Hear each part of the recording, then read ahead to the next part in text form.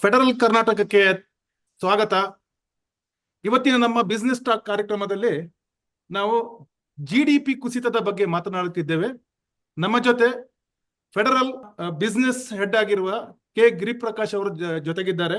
ಅವರ ಜೊತೆಗೆ ನಾವು GDP ಕುಸಿತದ ಹಿನ್ನೆಲೆ, ಅದಕ್ಕೆ ಕಾರಣವೇನು, ಅದರಿಂದ ಆಗುವ ನಷ್ಟವೇನು, ದೇಶದ ಆರ್ಥಿಕ ಪರಿಸ್ಥಿತಿ ಏನು, ಈ ವಿಚಾರದ ಬಗ್ಗೆ ಚರ್ಚೆ ನಡೆಸೋಣ. ಸಾಮಾನ್ಯವಾಗಿ GDP ಅಂದ್ರೆ ಒಂದು ದೇಶದ ಆರ್ಥಿಕತೆಯ ಒಂದು ಆರೋಗ್ಯದ ಮಾನದಂಡ.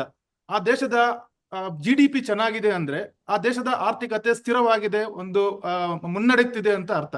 ಆದ್ರೆ ಇತ್ತೀಚೆಗೆ ಕೇಂದ್ರ ಸರ್ಕಾರ ಬಿಡುಗಡೆ ಮಾಡಿರುವ ಅಂಕಿಅಂಶದ ಪ್ರಕಾರ ಭಾರತದ GDP ಕಳೆದ 2 ವರ್ಷಗಳ ಸಮೀಪ ಅಂದ್ರೆ ಹತ್ತಿರ ಆಸುಪಾಸು 2 ವರ್ಷದ ಹಿಂದಕ್ಕೆ ಹೋಗಿದೆ. ಅಂದ್ರೆ GDP 5.4%.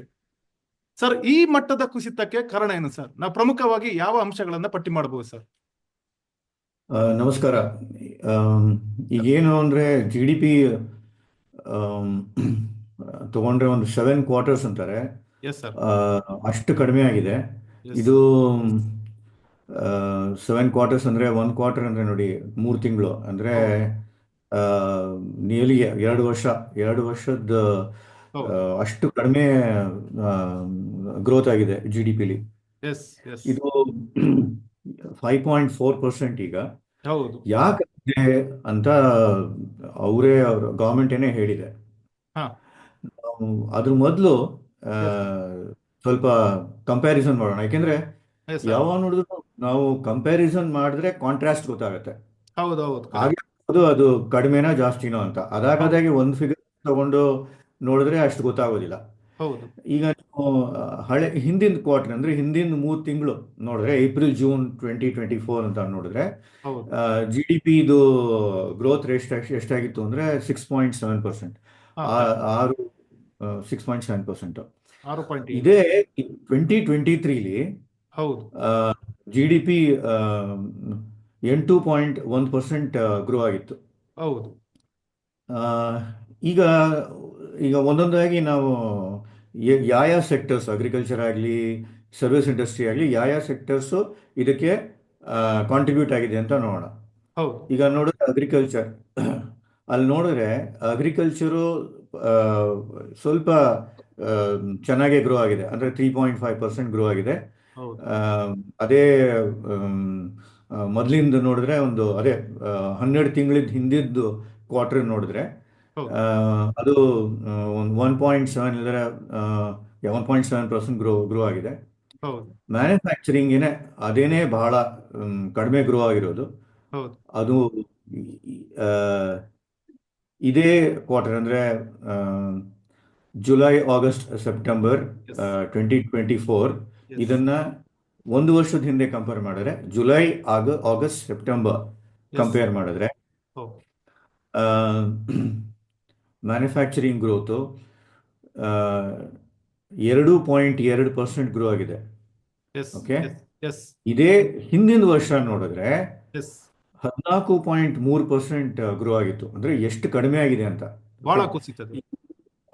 ಇದರಿಂದ ಏನು ಮ್ಯಾನುಫ್ಯಾಕ್ಚರಿಂಗ್ ಅಂದ್ರೆ ಅದು ಬೆನ್ನಿನ ಎಲ್ಬು ಅಂತಾರಲ್ಲ, ಅದೇ ತರ ಹೋಲ್ ಇಂಡಸ್ಟ್ರಿ, ಹೋಲ್ ಎಕಾನಮಿ, ಒಂದು ಕಂಟ್ರೀಸ್ ಎಕಾನಮಿ ಬ್ಯಾಕ್ ಬೋನ್ ಅಂತಾರಲ್ಲ, ಅದು ಚೆನ್ನಾಗಿ ಗ್ರೋ ಆಗದಿದ್ರೆ ಏನೋ ಒಂದು ಈ ಎಕಾನಮಿಲಿ ಬಹಳ ಪ್ರಾಬ್ಲಮ್ಸ್ ಇದೆ ಅಂತ ಹೇಳ್ತಾರೆ. ಸರ್ವಿಸ್ ಇಂಡಸ್ಟ್ರಿಯಿಂದ ಏನೋ ಜಾಸ್ತಿ ಆಗ್ಬೋದು, ಬಟ್ ಅದು ಗ್ರೋತ್ ಜಾಸ್ತಿ ಆದ್ರೆ ಅಷ್ಟು ಎಕಾನಮಿ ಅಷ್ಟು ಅದು ಒಳ್ಳೇದಿಲ್ಲ ಅಂತ ಹೇಳ್ತಾರೆ. ಈಗ ನೋಡೋಣ ಕನ್ಸ್ಟ್ರಕ್ಷನ್ ಆಕ್ಟಿವಿಟಿ, ಅಂದ್ರೆ ಈ ರಿಯಲ್ ಎಸ್ಟೇಟ್ ಕನ್ಸ್ಟ್ರಕ್ಷನ್ ಇರುತ್ತಲ್ಲ, ಅಂದ್ರೆ ಈವನ್ ರೋಡ್ಗಳು, ಇಲ್ಲದ್ರೆ ಮನೆಗಳು, ಅದರಿಂದ ಕನ್ಸ್ಟ್ರಕ್ಷನ್ ಆಕ್ಟಿವಿಟಿ ಹೇಳ್ತಾರಲ್ಲ, ಅದೂ ಬಹಳ ಕಡಿಮೆ ಆಗಿದೆ. ಅದೆಷ್ಟು ಕಡಿಮೆ ಆಗಿದೆ? 7.7% ಕಡಿಮೆ ಆಗಿದೆ.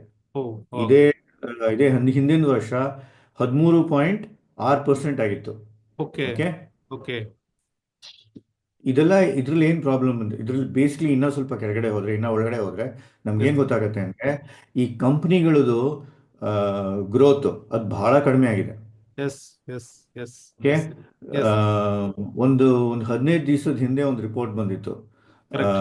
ಕನ್ಸ್ಯೂಮರ್ಸ್ ಅಂದ್ರೆ ನಮ್ಮಂಥವ್ರು ನಾವು ಜಾಸ್ತಿ ಈ ಪ್ರಾವಿಷನ್ ಸ್ಟೋರ್ಸ್ಗಾಗ್ಲಿ, ಇಲ್ಲದ್ರೆ ಯಾವ್ದಾದ್ರು ಶಾಪಿಂಗ್ ಹೋಗ್ಬಿಟ್ಟು ನಾವು ಮಾಡ್ತಾ ಇಲ್ಲ, ಅಷ್ಟು ನಾವು ಆ, ಜಾಸ್ತಿ ಪರ್ಚೇಸ್ ಮಾಡ್ತಾ ಇಲ್ಲ. ಹ್ಮ್. ಟೂತ್ ಪೇಸ್ಟ್ ಆಗಿರ್ಬೋದು, ಟೂತ್ ಬ್ರಷ್ ಆಗಿರ್ಬೋದು, ಸೋಪ್ ಆಗಿರ್ಬೋದು, ಹೌದು. ಆ, ಏನಾದ್ರು ಅದರ್ ಲಿಕ್ವಿಡ್ ಫಾರ್ಮ್ಸ್ ಏನಾರು ಇರ್ಬೋದು, ನಾವು ಅಷ್ಟು ಅದನ್ನ ಹೌದು. ಪರ್ಚೇಸ್ ಮಾಡ್ತಿಲ್ಲ. ಇದರಿಂದ ಗೊತ್ತಾಗುತ್ತೆ ದಟ್ ಹೆಂಗೆ ಎಕಾನಮಿ ಗ್ರೋ ಆಗ್ತಾ ಇದೆ ಅಂತ. ಓಕೆ. ಅಂಡ್ ಅರ್ಬನ್ ಸಿಟೀಸ್ ಅಂತಾರಲ್ಲ, ಅದೇ ಬೆಂಗಳೂರು, ಇಲ್ಲರೆ ಟಿಯರ್ ಹೌದು. 2 ಸಿಟೀಸ್ ಇರುತ್ತೆ, ಹೌದು. ಹೌದು. ಮಂಗಳೂರು, ಹೀಗೆ ಮಂಗಳೂರು. ಅಲ್ಲೂನು ಎಸ್. ಗ್ರೋತ್ ಬಹಳ ಕಡಿಮೆ ಆಗ್ತಾ ಇದೆ. ಓಕೆ. ಓಕೆ. ಇದಕ್ಕೆ ಏನ್ ಹೇಳ್ತಾರೆ ಅಂದ್ರೆ ಪ್ರೈವೇಟ್ ಕನ್ಸಂಪ್ಷನ್ ಅಂತ ಹೇಳ್ತಾರೆ. ಈ ಓಕೆ. ಪ್ರೈವೇಟ್ ಕನ್ಸಂಪ್ಷನ್ ಇದೆಯಲ್ಲ, ಅದು ಆಮ್, ಹಿಂದಿನ ವರ್ಷನೂ ಕಡಿಮೆ ಆಗಿತ್ತು, ಈ ಹ್ಮ್. ವರ್ಷನೂ ಕಡಿಮೆ ಆಗಿದೆ. Okay. Okay. Okay. And in fact ಈ ವರ್ಷ ಇನ್ನೂ ಕಡಿಮೆ ಆಗಿದೆ. ಓಕೆ. ಓಕೆ. ಅದ್ರ ಮೇಲೆ ಸರಿ. ಗೌರ್ಮೆಂಟ್ ಆಫ್ ಇಂಡಿಯಾ ಜಾಸ್ತಿ ಇನ್ವೆಸ್ಟ್ ಮಾಡ್ತಿಲ್ಲ. Road activity, road construction activity ಆಗಲಿ ಏನಾದ್ರು ಹಾಕೊಳ್ಳಿ, ಆಮ್, ಒಂದು 15.4% ಅಷ್ಟು ಅವರು ಎಷ್ಟು ಇನ್ವೆಸ್ಟ್ ಮಾಡ್ತಾರೋ ಅದು ಕಡಿಮೆ ಆಗಿದೆ.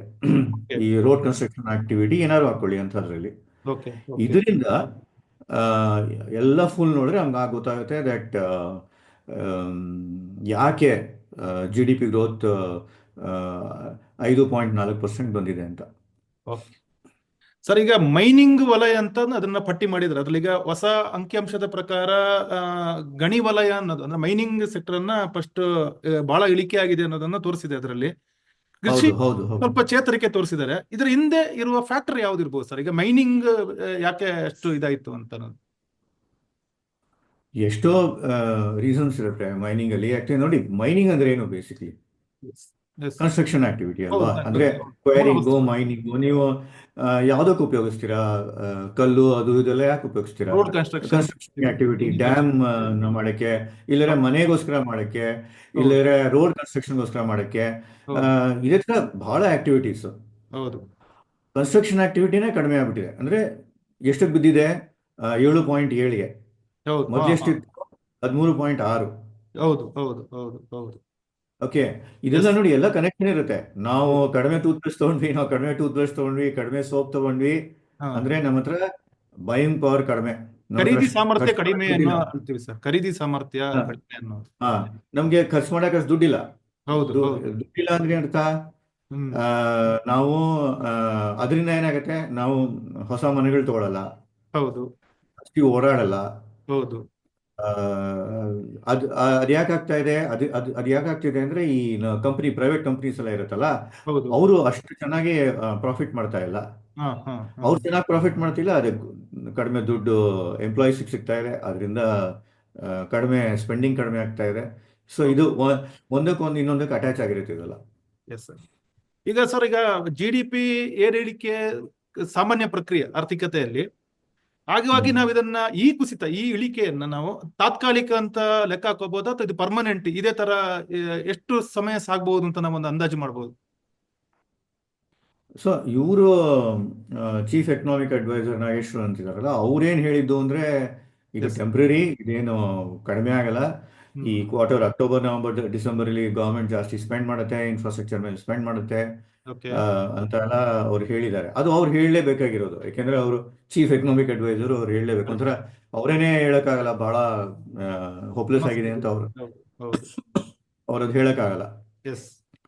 ಆದ್ರೆ ಅವ್ರು ಹೇಳಿದ್ದಾರೆ ಹ್ಮ್. ಇದಾಗಿರೋದು ಬಹಳ ತಪ್ಪು, ಅಂದ್ರೆ ಸರಿಯಾಗಿ ಸರಿಯಾಗಿ ಆಗಿರೋದು ಸ್ವಲ್ಪ ಹೌದು. ಕಷ್ಟನೇ ಆಗತ್ತೆ, ಬಟ್ ಟೆಂಪ್ರರಿ ಅಂತ ಹೇಳ್ಬಿಟ್ಟು. ಹೌದು. ಸೊ ಆದ್ರೆ ಫುಲ್ ಎಂಟೈರ್ ಇಯರ್ GDP ತಗೊಂಡ್ರೆ, ಎಸ್. ಮೊದಲು ಎಕಾನಮಿಸ್ಟ್ ಎಲ್ಲ ಏನ್ ಹೇಳ್ತಾ ಇದ್ರು, 7% ಆದ್ರೂ 7% ಪ್ಲಸ್ ಆಗೇ ಆಗತ್ತೆ ಅಂತ. ಬಟ್ ಹೌದು. ಈ ಗ್ರೋತ್ ಅನ್ನು ನೋಡಿದ್ರೆ 7% ಅಚೀವ್ ಮಾಡ್ತೀವೋ ಇಲ್ಲೋ ಅಂತ ಒಂದು ಪ್ರಶ್ನೆ. ಹೌದು. ಹೌದು. ಅದೊಂದು ಸ್ವಲ್ಪ ಪ್ರಾಬ್ಲಮ್ ಇದೆ. ಓಕೆ. ಸೊ ನಾ ಇನ್ನೂ ಸ್ವಲ್ಪ ಅದಕ್ಕೆ ಆ್ಯಡ್ ಮಾಡಬೇಕು ಅಂದರೆ, ಎಸ್ ಸರ್. ಇಂಟ್ರೆಸ್ಟ್ ರೇಟ್ ಜಾಸ್ತಿ ಆಗಿಬಿಟ್ಟಿದೆ, ಸೇವಿಂಗ್ಸ್ ರೇಟ್ ಕಡಿಮೆ ಆಗಿಬಿಟ್ಟಿದೆ. ಓಕೆ. ಅದಕ್ಕೆ ಜನಗಳು ಜಾಸ್ತಿ ಲೋನ್ಗಳು ತಗೊಳ್ತಾ ಇಲ್ಲ. ಲೋನ್ ತಗೊಳ್ದಿದ್ರೆ ಮನೇಲಿ ವಾಷಿಂಗ್ ಮೆಷಿನು, ಫರ್ನಿಚರು, ಅದು ಇದು ಏನು ಬೇಕಾಗಿರುತ್ತೋ ಅದನ್ನು ತಗೊಳ್ಳಲ್ಲ. ಓಕೆ. ಆಮೇಲಿಂದ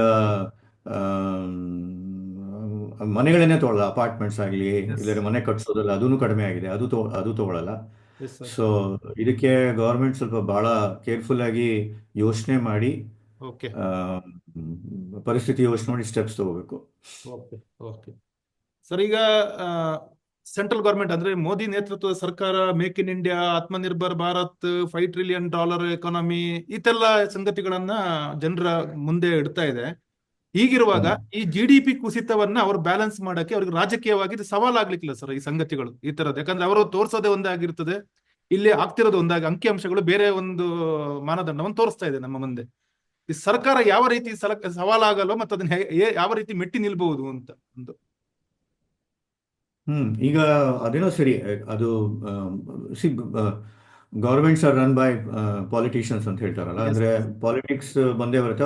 ಅವ್ರು ಹೇಳ್ಬೇಕು, ನೋಡಿ ಇದು ಎಕಾನಮಿ ಚೆನ್ನಾಗಿ ನಡೀತಾ ಇದೆ, ನಾವು $5 trillion economy, we are the fastest growing nation ಅಂತ ಒಂದು 20 ವರ್ಷದಿಂದ ಎಲ್ಲ ಒಬ್ಬರಾದ್ಮೇಲೆ ಒಬ್ರು ಪ್ರೈಮ್ ಮಿನಿಸ್ಟರ್ ಹೇಳ್ತಾನೆ ಇದ್ದಾರೆ. ಬಟ್ ಅದು ಆಗ್ತಾ ಇಲ್ಲ. Yes. ಬಟ್ ನಾನೇನ್ ಮಾಡಿದೀನಿ ಅಂದ್ರೆ, ನಾನು ಸ್ವಲ್ಪ ಡೇಟಾ ತಗೊಂಡು Yes. ಅದನ್ನು ಸ್ವಲ್ಪ ಅದನ್ನ ಏನಂತಾರೆ, ಅದು ಸ್ವಲ್ಪ ಹೆಂಗೆ ಏನೇನಾಗಿದೆ ಒಂದು 20 ವರ್ಷದಲ್ಲಿ ಅಂತ ನಾನು ನಿಮ್ಗೊಂದು ಐಡಿಯಾ ಕೊಡ್ತೀನಿ. Yes, sir. Yes, sir. ನಾನೇನ್ ಮಾಡಿದೆ ಅಂದ್ರೆ, Okay. 2000 ಇಂದ 2014 ತನಕ ಓಕೆ. GDP ಗ್ರೋತ್ ನೋಡಿದೆ. ಎಸ್. 2014 ಇಂದ 2024 ಇಂದ ಓಕೆ. GDP ಗ್ರೋತ್ ನೋಡಿದ್ದೀನಿ. ಸರಿ. ಅದನ್ನ ನಾನು ಆವರೇಜ್ ತಗೊಂಡ್ರೆ ಎಸ್. ನಂಗೆ ಏನ್ ಗೊತ್ತಾಗತ್ತೆ ಅಂದ್ರೆ, ಆವರೇಜ್ 2002 ತಗೊಂಡ್ರೆ average GDP growth yes. 13.93% okay. Average growth ತಗೊಂಡ್ರೆ. ಓಕೆ. ಅದೇ ಈ ಹಿಂದಿನ 10 ವರ್ಷ ಅಂದ್ರೆ 2014ರಿಂದ 2024ವರೆಗೂ Okay. ಆವರೇಜ್ GDP ಗ್ರೋತ್ ತಗೊಂಡ್ರೆ ಎಸ್. 5.45%. ದೊಡ್ಡ ವ್ಯತ್ಯಾಸ ಇದೆ ಅದ್ರ ನಡುವೆ. ಅಂದ್ರೆ ನೀವು ಇದನ್ನ ಬಿಟ್ಬಿಡಿ ಬೇಕಾರೆ. ನಂಗೂ ಗೊತ್ತು, ಕೋವಿಡ್ ಅಲ್ಲಿ ಬಹಳ ಪ್ರಾಬ್ಲಮ್ ಆಗಿದೆ, ಸಮಸ್ಯೆ ಆಗಿದೆ. ಕಷ್ಟಗಳಾಗಿದೆ ಅಂತ. ಹೌದು. ಈ ಕೋವಿಡ್ ಅಲ್ಲಿ ಏನಾಯ್ತು, ಈಗ 2020 ಅಲ್ಲಿ -7.3 ಇತ್ತು. ಹೌದು ಹೌದು ಹೌದು ಆದರೆ ನೆಕ್ಸ್ಟ್ ಇಯರ್ 2021ರಲ್ಲಿ ಹೌದು GDP ಗ್ರೋತ್ 8.9% ಜಾಸ್ತಿ ಆಗ್ಬಿಡ್ತು. ಹೌದು ಆಮೇಲಿಂದ 2022ಲಿ ನಿಯರ್ಲಿ ಒಂದು 10% ಆಗ್ಬಿಡ್ತು. ಹೌದು ಸೊ ಸಮೋ -7.3% ಇದು ಜಾಸ್ತಿ ಗ್ರೋತ್ ನೋಡಿದ್ರೆ, ಒಂಥರ ಆವರೇಜ್ ನೋಡಿದ್ರೆ ಹೌದು. ಜಾಸ್ತಿ ಗ್ರೋ ಆಗಿರೋದೇ 5.45%. Okay okay, correct correct. So ಇದರಿಂದ ಏನ್ ಗೊತ್ತಾಗತ್ತೆ ಅಂದ್ರೆ, ದಟ್ ಅಂದ್ರೆ ಪಾಲಿಟಿಷಿಯನ್ಸ್ ಎಷ್ಟಾರು ಹೇಳ್ಬೋದು, ಓಕೆ ಆದ್ರೆ ಗ್ರೋತ್ ಚೆನ್ನಾಗಿ ಆಗ್ತಿಲ್ಲ ಅಂತ. Okay okay okay. ಅದಕ್ಕೆ ಏನ್ ಮಾಡಬೇಕು ಅಂತ ನೀವು ಪ್ರಶ್ನೆ ಕೇಳ್ಬೋದು. ಫಸ್ಟ್ ಆಫ್ ಆಲ್, ಬೇಸಿಕಲಿ ಈ GST ಟ್ಯಾಕ್ಸ್ ಇದೆಯಲ್ಲ, GST ಇದೆಯಲ್ಲ, ಹೌದು ಹುಡ್ಕೊಂಡು ಎಲ್ಲಿ ಸಿಗುತ್ತೋ ಅಲ್ಲಿ GST ಟ್ಯಾಕ್ಸ್ ಹಾಕ್ತಾ ಇದ್ದಾರೆ. ಹೌದು ಹೌದು ಹೌದು ಹೌದು. ಇದು ಎಷ್ಟು ಕಷ್ಟ ಆಗ್ತಾ ಇದೆ ಅಂದ್ರೆ ಜನಗಳಿಗೆ, ಅದು ನೀವು ಏನಾದ್ರು ತಗೊಂಡ್ರೆ ಅದಕ್ಕೆ GST, ತಗೊಳ್ಳದೇ ಇದ್ರೆ GST. ಓಕೆ ಓಕೆ, ಈಗ ನಾನು ನಿಮ್ಗೊಂದು ಒಂದು ಎಕ್ಸಾಂಪಲ್ ಕೊಡ್ತೀನಿ. Yes sir. ರ್ಯಾಪಿಡೋ ಅಂತ ಒಂದು ಕಂಪನಿ ಇದೆ. ಹೌದು ಆ, ಈಗ ನೋಡಿ, ಅಲ್ಲೇನಾಗ್ತಾ ಇದೆ ಅಂದ್ರೆ, ಈಗ ನಿಮ್ಗೆ ಗೊತ್ತಲ್ಲ, ಈ Ola, Uber aggregator transport. Yes. Aggregators ಇರ್ತಾರಲ್ಲ, ಅವ್ರದ್ದೇನು ಅಂದ್ರೆ, ನೀವು ಒಂದ್ ಪ್ಲೇಸ್ ಇಂದ ಇನ್ನೊಂದ್ ಪ್ಲೇಸ್ಗೆ ಹೋದ್ರೆ, ಎಸ್. ನೀವು ಒಂದು $500 ಖರ್ಚು ಮಾಡ್ತೀರಿ ಅಂತ ತಿಳ್ಕೊಳ್ಳಿ. ಸರಿ. $500 ಆ ಕಂಪ್ನಿಗೆ ಹೋಗುತ್ತೆ. ಆ ಕಂಪ್ನಿಲಿ ಒಂದು 40-50%, 60% ಡ್ರೈವರ್ಗೆ ಹೋಗುತ್ತೆ. ಕರೆಕ್ಟ್. ಆದ್ರೆ ಈ ಬೇರೆ ಅಗ್ರಿಗೇಟರ್ಸ್ ಇದಾರಲ್ಲ, ರ್ಯಾಪಿಡೋ ಆಗಲಿ, ನಮ್ಮ ಯಾತ್ರಿ ಆಗಲಿ, ಅವರೆಲ್ಲ ಏನಿದೆ ಅಂದ್ರೆ, ಅವ್ರದ್ದೇನು ಪ್ರಾಬ್ಲಮ್ ಅವ್ರದ್ದೇನಿದೆ ಅಂದ್ರೆ, ಡ್ರೈವರ್ಸು ತಿಂಗಳಿಗೆ 1,000ನೋ 2,000 ಒಂದು ಸಬ್ಸ್ಕ್ರಿಪ್ಷನ್ ಅಂತ ಕೊಡಬೇಕಾಗುತ್ತೆ. ಹೌದು ಹೌದು ಹೌದು ಆಮೇಲಿಂದ ನೀವು ಎಲ್ಲರೂ ಡ್ರೈವ್ ಮಾಡಿ, ದಿವಸದಲ್ಲಿ 5 ಸಲ ಮಾಡಿ, 6 ಸಲ ಮಾಡಿ, ಎಲ್ಲ ನಿಮಗೆ ದುಡ್ಡು ಬರುತ್ತೆ. ಹೌದು ಕರೆಕ್ಟ್. ಓಕೆ, ಸೊ ಅದೊಂಥರ ಏನ್ ಹೇಳ್ತಾರೆ, ಅದಕ್ಕೆ ರೆವೆನ್ಯೂ ಮಾಡಲ್ ಅಂತ. ಈಗ ಗವರ್ಮೆಂಟ್ ಒಂದು ಕೋರ್ಟ್ ಏನ್ ರೂಲ್ ಮಾಡಿದೆ ಅಂದ್ರೆ, ಹೌದು ದ್ಯಾಟ್ ನೀವು 5% ಡ್ರೈವರ್ಸ್ಗೆ ಎಷ್ಟೆಷ್ಟು ಸಿಗುತ್ತೋ ಹೌದು ಆ 5% ನೀವು GST ಕಟ್ಟಬೇಕು ಅಂತ. ಹಾ ಹಾ ಕರೆಕ್ಟ್ ಕರೆಕ್ಟ್ ಕರೆಕ್ಟ್. ಈಗ ಕಂಪ್ನಿಗಳೇನು ಹೇಳ್ತೀರಾ, ಆ ದುಡ್ಡು ನನ್ನ ಹತ್ರ ಬರೋದೇ ಇಲ್ಲ, ನಾನು ಹೆಂಗೆ 5% ಕಟ್ಟಲಿ? ಹಾ, ಸರಿ ಸರಿ ಸರಿ, ಹೌದು ಓಕೆ.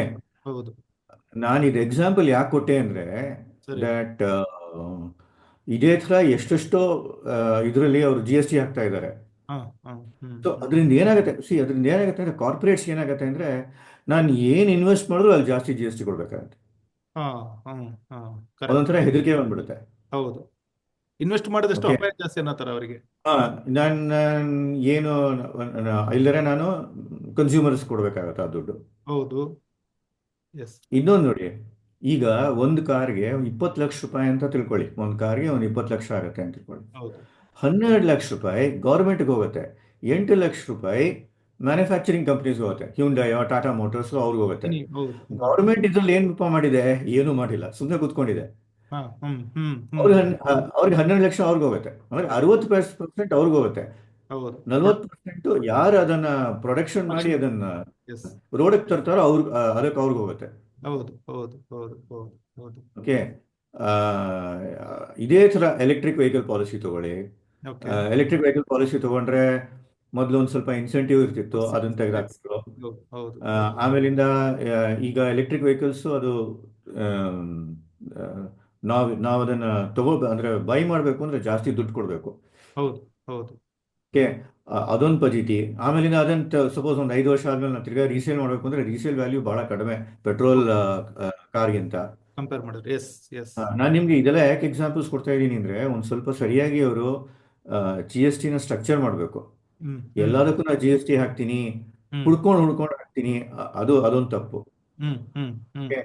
ಎಸ್. ಆಮೇಲಿಂದ ಆ, ಬಹಳ ರೂಲ್ಸ್ ಅಂಡ್ ರೆಗ್ಯುಲೇಷನ್ಸ್ ಇದು ಇನ್ವೆಸ್ಟ್ ಮಾಡಕ್ಕೆ ಓಕೆ. ಅದನ್ನ ಕಡಿಮೆ ಮಾಡಬೇಕು. ಓಕೆ. ಈಸ್ ಆಫ್ ಬಿಸ್ನೆಸ್ ಅಲ್ಲ, ಹಾ. ಎಸ್. ಅದನ್ನ ಕಡಿಮೆ ಮಾಡಬೇಕು. ಓಕೆ. ಹ್ಮ್. ಓಕೆ. ಓಕೆ. ಆಮೇಲಿಂದ ಮೂರನೇದು ಏನು ಅಂದ್ರೆ, ಈಗ ನೀವು ನಾನು ಒಂದು ಕಂಪನಿ ತೆಗೆಯುವಾಗ ಎಷ್ಟು ಕಷ್ಟನೋ ಅದಕ್ಕಿಂತ ಕಷ್ಟ ಕಂಪ್ನಿನ ಕ್ಲೋಸ್ ಡೌನ್ ಮಾಡೋದು ಇಂಡಿಯಾಲಿ. ಹೌದಾ? ಎಷ್ಟೋ ವರ್ಷಗಳು ತಗೊಂಡ್ಬಿಡುತ್ತೆ. ಹೌದು. ಓಕೆ. ಹಾ, ಅದೊಂದು ಕರೆಕ್ಟಾಗಿ ಅದು ಮಾಡಬೇಕು. ಯಾವ ರೀತಿ ಸರ್? ಅದನ್ನ ಸ್ವಲ್ಪ ವಿವರವಾಗಿ ಹೇಳಿದ್ರೆ ಚೆನ್ನಾಗಿರೋದು. ಈಗ ನೋಡಿ, ಕಂಪ್ನಿನೇನೋ ತೆಗಿತೀರಾ, ನೀವು ರಿಜಿಸ್ಟರ್ ಮಾಡ್ಕೊಳ್ತೀರಾ, ಒಂದು ಜಿ ಎಸ್ ಟಿ ನಂಬರ್ ಸಿಗುತ್ತೆ, ಎಲ್ಲ ಆಯ್ತು. ಎಸ್. ಅದನ್ನ ಕ್ಲೋಸ್ ಮಾಡಬೇಕು ಅಂದ್ರೆ ಎಷ್ಟೋ ಫಾರ್ಮ್ಸ್ ಇದೆ, ಅದನ್ನ ಅಪ್ಲೈ ಮಾಡಬೇಕು. ಆಮೇಲಿಂದ ಅಥಾರಿಟಿ ಹತ್ರ ಹೋಗ್ಬೇಕು, ಅವ್ರಿಗೆ ಹೇಳ್ಬೇಕು ನಾನು ಯಾಕೆ ಕ್ಲೋಸ್ ಮಾಡ್ತಿದ್ದೀನಿ ಅಂತ. ಹೌದು. ಬಹಳ ಪೇಪರ್ ವರ್ಕ್. ಓಕೆ. ಆ ಪೇಪರ್ ವರ್ಕ್ ಇಂದನೇ ಬಹಳ ಆಮ್, ನೀವು ಇದರಿಂದ ಇದಾಗ್ಬಿಡುತ್ತೆ, ಅಂದ್ರೆ ಡಿಲೇ ಆಗ್ಬಿಡುತ್ತೆ. ನೀವು ಸ್ಟಾರ್ಟ್ ಮಾಡಕ್ಕೆ, ಅಂದ್ರೆ ಈ ತರ ಮಾಡಿ ಏನಾರ ಇದಾದ್ರೂ ಸ್ಟಾರ್ಟ್ ಮಾಡಕ್ಕೆ ಎದುರುವಂತ ಪರಿಸ್ಥಿತಿ ಸ್ಟಾರ್ಟ್ ಮಾಡಕ್ ಸ್ವಲ್ಪ ಈಸಿ, ಕ್ಲೋಸ್ ಮಾಡಕ್ ಬಹಳ ಕಷ್ಟ. Yes so yes. ಇದೇ ಥರ ಎಷ್ಟೋ ಇದೆ, ಇದೇ ಥರ ಚಿಕ್ಕ ಎಷ್ಟೋಗಳಿದೆ. ಓಕೆ. ಅದನ್ನೆಲ್ಲ ಕ್ಲಿಯರ್ ಮಾಡಿ ಓಕೆ. ಒಂಥರ ಒಂದು ಇದು. ಈಗ ನೋಡಿ, ಸಿಂಗಾಪುರಲ್ಲಿ ಹೋದ್ರೆ ಒಂದು ವಾರದಲ್ಲಿ ನೀವು ಕಂಪ್ನಿ ಕ್ಲೋಸ್ ಮಾಡೋದು, ಒಂದು ವಾರದಲ್ಲಿ ಕಂಪ್ನಿ ಸ್ಟಾರ್ಟ್ ಮಾಡೋದು, ಒಂದು ವಾರದಲ್ಲಿ ಕಂಪ್ನಿ ಕ್ಲೋಸ್ ಮಾಡ್ಬೋದು. ಇನ್ಫ್ಯಾಕ್ಟ್ ಇನ್ನೂ ಕಡಿಮೆ ಟೈಮ್ ತಗೊಳುತ್ತೆ. ಓಕೆ. ಆ್ಯಂಡ್ ಫೆಸಿಲಿಟಿ ಸಿಗುತ್ತೆ, ಇನ್ಸೆಂಟಿವ್ ಸಿಗುತ್ತೆ, ಎಲ್ಲ ಸಿಗುತ್ತೆ. ಇದ್ರಲ್ಲಿ ಹಂಗಲ್ಲ. ಇಲ್ಲಿ. ಓಕೆ. ಓಕೆ. ಹ್ಮ್. ಸೊ ಇದರಿಂದ ಜನಗಳು ಹೆದರ್ಕೊಳ್ತಾರೆ. ಓಕೆ. ಓಕೆ. ಆ್ಯಂಡ್ ಒಂದು ಕಂಟ್ರಿದು ಎಕಾನಮಿ ಓಕೆ. ಯಾವಾಗ ಆ, ಒಂಥರ ಅದು ಬಹಳ ಚೆನ್ನಾಗಿ ಮಾಡ್ತಿದೆ ಅಂತ ಯಾರು ಹೇಳಿದ್ರೆ, ಹ್ಮ್. ಅದು ಯಾಕೆ ಅಂದ್ರೆ ಅಲ್ಲಿನ ಜನಗಳು ತಾನಾಗೆ ತನ್ನ ಕಂಪನಿಗಳನ್ನ ಸ್ಟಾರ್ಟ್ ಮಾಡಿದ್ರೆ ಓಕೆ.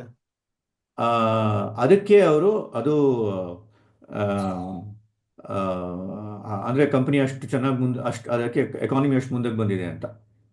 ಅಲ್ಲ, ಈಗ ಕೇಂದ್ರ ಸರ್ಕಾರ ಈಗ ಸ್ಟಾರ್ಟ್ಅಪ್ ಅಂತದಕ್ಕೆಲ್ಲ ಬೆಂಬಲ ಕೊಡ್ತೀವಿ ಅಂತ ಪ್ರತಿ ಬಜೆಟ್ ಅಲ್ಲಿ ಹೇಳ್ತಾನೆ ಇರ್ತಾರಲ್ಲ ಸರ್. ಸ್ಟಿಲ್ ಯಾಕೆ ಆ ಸಮಸ್ಯೆ ಮತ್ತೆ ಮುಂದುವರಿತದೆ ಅದು? ಅದು ಹೇಳ್ತಿರ್ತಾರೆ, ಬಟ್ ಅದು ಆಕ್ಚುಲಿ ಅದು ಮಾಡೋದಿಲ್ಲ. ಹಾ. ಅದು ಬಹಳ ಏನಂತಾರೆ, ಏನೇನೋ ಎಷ್ಟೋ ಸಲ ಹೇಳ್ತಾರೆ, ನಾವು ಹಿಂಗೆ ಮಾಡ್ತೀವಿ ಹಂಗೆ ಮಾಡ್ತೀವಿ ಅಂತ ಬಹಳ ಹೇಳ್ತಾರೆ, ಹೌದು ಆದರೆ ಅದು ಮುಂದಕ್ಕೆ ಹೋಗಲ್ಲ. ಸರ್. ಅದೇ ಬಜೆಟ್ ಅಲ್ಲಿ ಈ ಮುದ್ರಾ ಲೋನ್ ತರದ್ದು, ಈಗ ಸ್ಟಾರ್ಟ್ಅಪ್ ಕಂಪನಿಗಳಿಗೆ ಎಲ್ಲ ಲೋನ್ ಕೊಡ್ತೀವಿ, ನಮ್ಮಲ್ಲಿ ಇನ್ವೆಸ್ಟ್ ಮಾಡಕ್ಕೆ ಬಹಳ ಅನುಕೂಲಕರವಾಗಿದೆ ಪರಿಸ್ಥಿತಿ ಅನ್ನೋದು ಪ್ರತಿ ವರ್ಷ ಎಫ್.ಎಂ ಅಂದ್ರೆ ಫಿನಾನ್ಸ್ ಮಿನಿಸ್ಟರ್ ಅಲ್ಲಿ ಹೇಳ್ತಿರೋ ಸಂಗತಿನೇ. ಈಗಿರುವಾಗಲೂ ಯಾಕೆ ಇನ್ವೆಸ್ಟ್ ಮಾಡಕ್ ಆಗಲ್ಲ ಅನ್ನೋದನ್ನ ನಾವು ಹೇಳ್ಬೋದು ಸರ್. ಈಗ ಈ ಸಂದರ್ಭದಲ್ಲಿ ಹೇಳಬೇಕಾಗತ್ತೆ, ಯಾಕಂದ್ರೆ GDP ಈ ರೀತಿ ಕುಸಿತ ಕಂಡಿರುವ ಸಂದರ್ಭದಲ್ಲಿ ಮತ್ತೊಂದು ಬಾರಿ ಅದನ್ನು ನಾವು ನೆನೆಸ್ಕೊಳ್ಬೇಕು ಸರ್. ಏನು ನೋಡಿ, ಮುದ್ರಾ ಲೋನ್ ಅಂದ್ರೆ ಏನು? ಮುದ್ರಾ ಲೋನ್ ಅಂದ್ರೆ ಅದು ಪ್ರಧಾನ ಮಂತ್ರಿ ಮುದ್ರಾ ಯೋಜನಾ ಅಂತ. ಹೌದು ಹೌದು ಹೌದು ಅಂದ್ರೆ ಈ ಮೈಕ್ರೋ ಮತ್ತೆ ಸ್ಮಾಲ್ ಕಂಪ್ನೀಸ್ ಇರುತ್ತಲ್ಲ, ಅವ್ರಿಗೆ ಲೋನ್ ಕೊಡೋದು ಅಂತ. ಹೌದು. ಸೊ ಅದೇ ಒಂದು ಲೋನ್ ಕ್ಯಾಟಗರಿ ಇದೆ. ಹೌದು ಆ, ಶಿಶು ಕಿಶೋರ್ ಅಂತ ತರುಣ್ ಅಂತ. ಹೌದು ಅಂದ್ರೆ 50,000 ರೂಪಾಯಿ ಅಷ್ಟು ಲೋನು ಶಿಶು ಆ ಸೆಕ್ಟರ್ಗೆ, 50,000ದಿಂದ 5 ಲಕ್ಷ, ಆಮೇಲೆ 5 ಲಕ್ಷದಿಂದ 10 ಲಕ್ಷ ಎಸ್ ಅಂತಲ್ಲ. ಅದಕ್ಕೆ ಕೋಲಾಟ್ರಲ್ ಬೇಕಾಗಿಲ್ಲ, ಅದಕ್ಕೆ ನೀವೇನೋ ಗಿರ್ವಿ ಇಡಕ ಇಷ್ಟ ಇಂಟ್ರೆಸ್ಟ್ ಇದಿಲ್ಲ. ಆದ್ರೆ ಇಂಟ್ರೆಸ್ಟ್ ರೇಟ್ ಎಷ್ಟು ನೋಡಿ, ಇದೇ ಪ್ರಾಬ್ಲಮ್. ಇಂಟ್ರೆಸ್ಟ್ ರೇಟು 9.4 ಇಂದ 15%. Oh okay. Yes repayment of course ಅದು ಫ್ಲೆಕ್ಸಿಬಲ್ ಆಗಿರುತ್ತೆ. ಓಕೆ ಯಾರ್ಯಾರು any Indian citizen can go and Mudra loan ತಗೋಬೇಕು. ಹೌದು ನಾವು ಈಗ ನೀವು ಇದನ್ನ ತಗೊಂಡ್ರೆ ಆಮ್, ಆ, ಈಗ ನೋಡಿ, ಇದನ್ನ ತಗೊಂಡ್ರೆ ಏನ್ ನಿಮ್ಗೆ ಇಂಪ್ಯಾಕ್ಟ್ ಆಗುತ್ತೆ ಅಂತ ಹೇಳ್ತೀನಿ. ಎಸ್ ಆಮ್, ಈಗ 2024 ಅಂದ್ರೆ ಫೈನಾನ್ಷಿಯಲ್ 2024 ಅಂದ್ರೆ ಅದೇ ಈ ವರ್ಷದೊಂದು ನೋಡಿದ್ರೆ ಒಂದು ಮಾರ್ಚ್ 5 ಲಕ್ಷ ಕೋಟಿಯಷ್ಟು ಲೋನ್ ಕೊಟ್ಟಿದ್ದಾರೆ. ಡಿಸ್ಪರ್ಸ್ ಆಗಿದೆ. ಹೌದು Okay? ಹೌದು ಓಕೆ ಹಿಂದಿನ ವರ್ಷ 4.4 ಕೋಟಿಯಷ್ಟು ಕಡಿಮೆ ಅಷ್ಟು ಕೊಟ್ಟಿದ್ರು. ಓಕೆ ಅಂದ್ರೆ ಒಂದು 18% ಜಾಸ್ತಿ ಆಗಿದೆ. ಸರಿ ಸಿ, ಲೋನ್ ಕೊಡೋದ್ರಲ್ಲಾಗಿರೋದ್ರಲ್ಲಿ ಪ್ರಾಬ್ಲಮ್ ಇಲ್ಲ. Micro and small and medium ಎಂಟರ್ಪ್ರೈಸಸ್ಗೆ ಲೋನ್ ಚೆನ್ನಾಗಿ ಸಿಗುತ್ತೆ, ಮುದ್ರಾ ಲೋನ್ ಸಿಗುತ್ತೆ. ನೀವು ಅದನ್ನ ಆ, ಏನ್ ಹೇಳ್ತಾರೆ, ಅದನ್ನಷ್ಟೇ ನೋಡಿದ್ರೆ ಪ್ರಯೋಜನ ಇಲ್ಲ. ಓಕೆ ಲೋನ್ ಕೊಟ್ಟಾದ್ಮೇಲೆ ಓಕೆ ಆ ಮೈಕ್ರೋ ಎಂಟರ್ಪ್ರೈಸಸ್ ಅಂದ್ರೆ ಮೈಕ್ರೋ ಕಂಪನೀಸು, ಸ್ಮಾಲ್ ಕಂಪನೀಸು, ಅದು ಹೆಂಗೆ ಬೆಳೆದಿದೆಯೇ ಅದನ್ನ ನೋಡ್ಬೇಕು ನೀವು. Okay okay okay okay yes okay. Yes ಈಗ ನೀವೇ ನೋಡಿ, GDP ಗ್ರೋತ್ ಕಡಿಮೆ ಆಗಿದೆ. ಯಾಕೆ ಕಡಿಮೆ ಆಗಿದೆ? ಕನ್ಸ್ಯೂಮರ್ ಸ್ಪೆಂಡಿಂಗ್ ಕಡಿಮೆ ಆಗಿದೆ. ಹೌದು ಹೌದು ಓಕೆ. ಮ್ಯಾನುಫ್ಯಾಕ್ಚರಿಂಗ್ ಕಡಿಮೆ ಆಗಿದೆ. ಎಸ್ ಎಸ್ ಎಸ್ ಸರಿಯಾ? ಎಸ್ ಸರ್ ಈಗ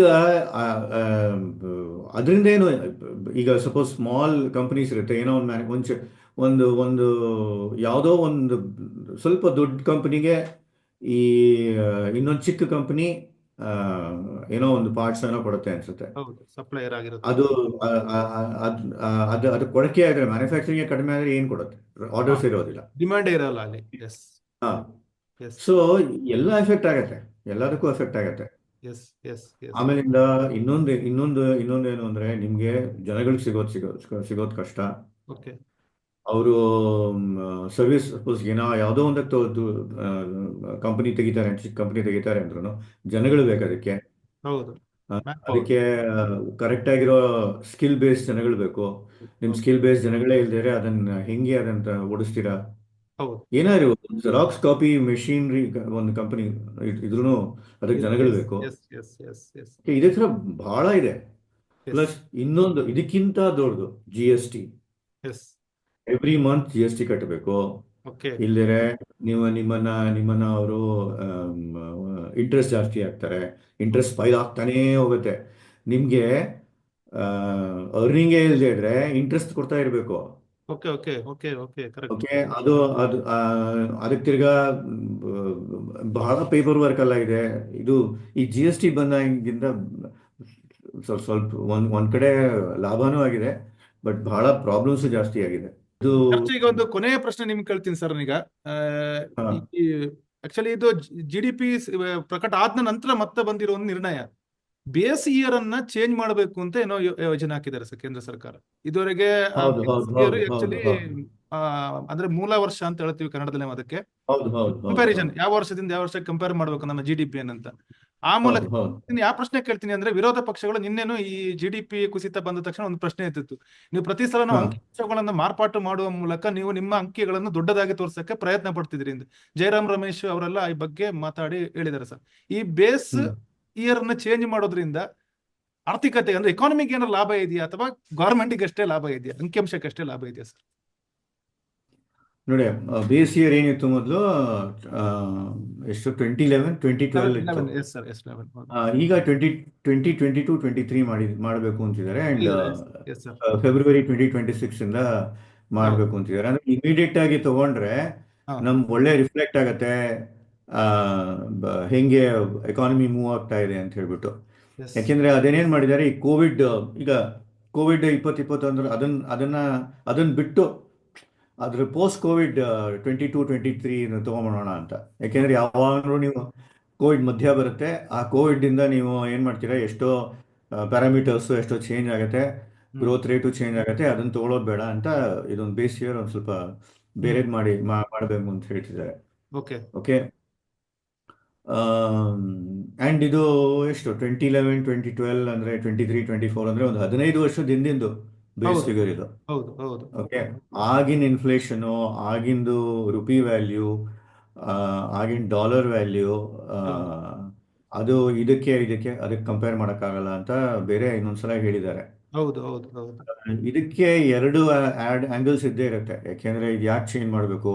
ಹೌದು ಒಂದೇನು ಅಂದ್ರೆ ಆಗ ಸರ್ಕಾರನೇ ಇದು ಬೇರೆ ಇತ್ತು, ಈಗಿನ ಸರ್ಕಾರನೇ ಡಿಫ್ರೆಂಟ್ ಆಗಿದೆ.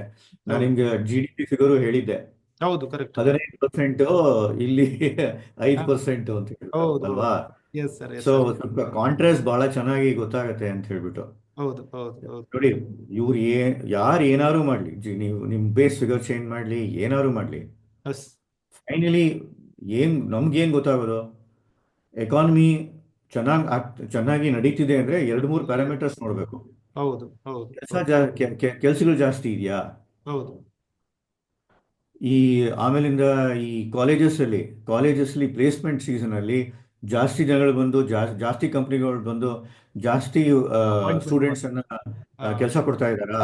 ಎಸ್ ಇನ್ನೊಂದೇನು ಅಂದ್ರೆ, ಈಗ ಈ ವರ್ಷ ನಂಗೆ 10 ರೂಪಾಯಿ ಇದ್ರೆ ನನ್ನ ಪಾಕೆಟ್ ಅಲ್ಲಿ, ಈ ಮುಂದಿನ ವರ್ಷ ನಂಗೆ 15 ರೂಪಾಯಿ ಆದ್ರೂ ಸಿಗತ್ತಾ? Okay correct. ಓಕೆ. ಆಮೇಲಿಂದ ನಾನು ರಿಯಲ್ ಎಸ್ಟೇಟ್, ಓಕೆ ಅದರಿಂದ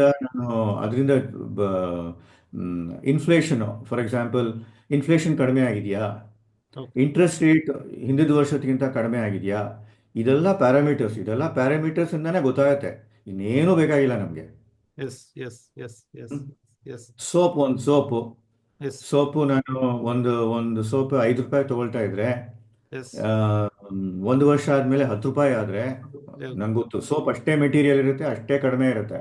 ಹೌದು ಹೌದು ಹೌದು ಹೌದು ಓಕೆ. ಅದ್ ನಾನು 10 ರೂಪಾಯಿ ಕೊಡಬೇಕು ಅಂದ್ರೆ ನಾನು ಎಲ್ಲಿಂದ ತೊಗೊಂಬರ್ಲಿ ಅದನ್ನು?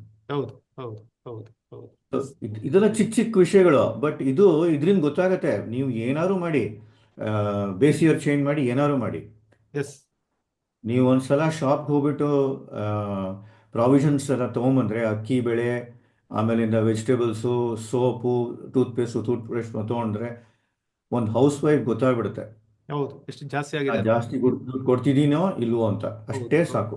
ಹೌದು ಹೌದು ಹೌದು yes yes sir, thank you.